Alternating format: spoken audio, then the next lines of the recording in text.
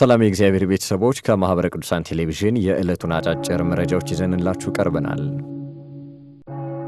በኖርዲክና ግሪክ ሀገረ ስብከት ለ10 ዓመታት ተለያይተው የነበሩት አድባራት እርቅ ፈጸሙ። በኢትዮጵያ ኦርቶዶክስ ተዋሕዶ ቤተክርስቲያን በኖርዲክና ግሪክ ሀገረ ስብከት ስር የሚገኙ የሉንድ ደብረ ምጥማቅ ቅድስት ማርያምና የሉንድ ደብረ ሞይ ቅዱስ ሚካኤል አብያተ ክርስቲያናት ለ10 ዓመታት ያክል ዘልቆ የነበረውን መለያየት በስምምነት ማጠናቀቃቸው ተገልጿል።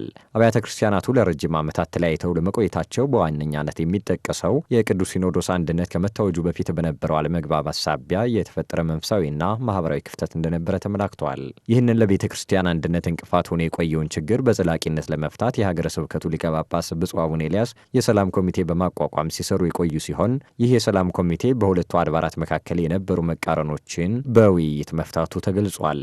ይህ ስምምነት በምዕመናን መካከል የነበረውን መራራቅ የሚቀንስና በስደት ላይ ለሚገኙ ኦርቶዶክሳውያን ትልቅ የሰላም ብስራት እንደሆነ የተገለጸ ሲሆን የኖርዲክና ግሪክ ሀገረ ስብከት ዘገባ እንደሚያመለክተው የአድባራቱ ወደ አንድነት መመለስ የቤተ ክርስቲያንን አስተዳደራዊና መንፈሳዊ ጥንካሬም ይበልጥ ያጎለብታል።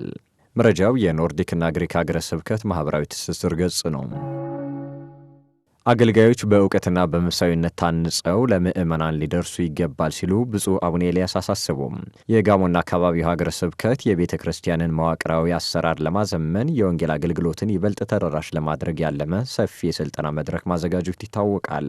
በዛሬው ዕለት የተጠናቀቀው ይህ ስልጠና በዋነኛነት የሰበካ ጉባኤ አደረጃጀትን ማጠናከርና አስተዳደራዊ አሰራሮችን ግልጽና ቀልጣፋ በሆነ መንገድ መምራት በሚቻልባቸው ነጥቦች ላይ ትኩረቱን ያደረገ እንደነበር ተመላክቷል። በስልጠናው የወቅቱ የቤተ ክርስቲያን ተግዳሮትና መፍትሄዎቻቸው በሰፊው የተዳሰሱ ሲሆን በተለይም የቤተ ክርስቲያንን አስተምሮ ከባዕድ ትምህርቶች የመከላከል አቅምን ማሳደግ በሚቻልባቸው የዕቅበተ እምነት ስልቶች ላይ ጥልቅ ውይይት ተካሂዷል።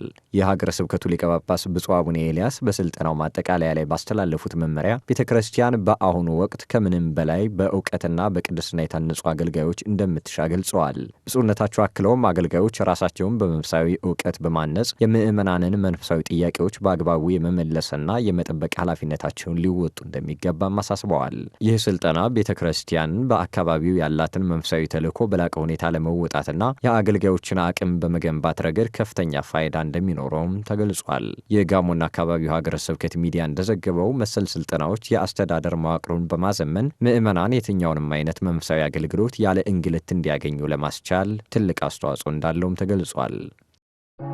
የቁልቢ ደብረ ኃይል ቅዱስ ገብርኤል ገዳም ጥንታዊ የኪነ ህንፃ ይዘቱን በጠበቀ መልኩ በከፍተኛ ወጪ እየታደሰ እንደሚገኝ ተገለጸም። በኢትዮጵያ ኦርቶዶክስ ተዋሕዶ ቤተክርስቲያን በምስራቅ ሐረርጌ ሀገረ ስብከት የሚገኘውና በየዓመቱ በሚሊዮን የሚቆጠሩ ምዕመናን የሚሳለሙት ታሪካዊው የቁልቢ ደብረ ኃይል ቅዱስ ገብርኤል ገዳም ሰፊ የእድሳት ስራ እየተከናወነለት እንደሚገኝ ተገልጿል። ይህ የእድሳት ፕሮጀክት የገዳሙን ጥንታዊነት ጠብቆ ለማቆየትና ለምዕመናን የተሻለ አገልግሎት ከባቢን ለመፍጠር ያለመ ሲሆን ለስራውም ከ134 ሚሊዮን ብር በላይ በጀት እንደሚያስፈልገው ተገልጿል። የእድሳቱ አስፈላጊነት በዋናነት በዘመናት ርዝማኔና በአየር ንብረት ለውጥ ምክንያት በቤተ ክርስቲያኑ ጣሪያ ግድግዳና ውጫዊ አካላት ላይ የታዩ ጉዳቶችን ለመጠገን እንደሆነም ተመላክቷል። ይህ ጥገና የቤተ ክርስቲያኑን ጥንታዊ የኪነ ጥበብና ታሪካዊ ይዘት ሳይለቅ ነባር ቅርጹን በጠበቀ ጥንቃቄ እየተከናወነ እንደሚገኝም ከኢትዮጵያ ኦርቶዶክስ ተዋሕዶ ቤተ ክርስቲያን መገናኛ ብዙኃን አገልግሎት ስርጭት ድርጅት ያገኘነው መረጃ ያመላክታል። ለዕለቱ ያዝንላችሁ አጫጭር መረጃዎች የእስካሁኖቹን ይመስሉ ነበር። ከቀሪ ጣቢያችን መሰናዶዎች ጋር መልካም ቆይታ።